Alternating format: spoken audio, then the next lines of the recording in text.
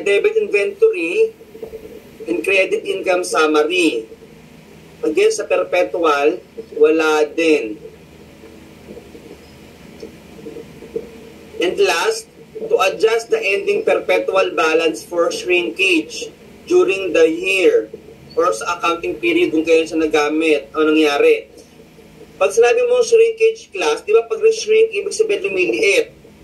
Shrinkage, nabawasan yung inventory mo.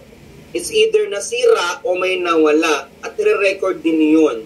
Sa periodic, wala siya. Sa perpetual, debit, cost of goods sold, and credit mo yung inventory. Diba? Dahil lumiit, nabawasan, i-credit mo yung nabawas. Kaya credit siya yung inventory. Sundan.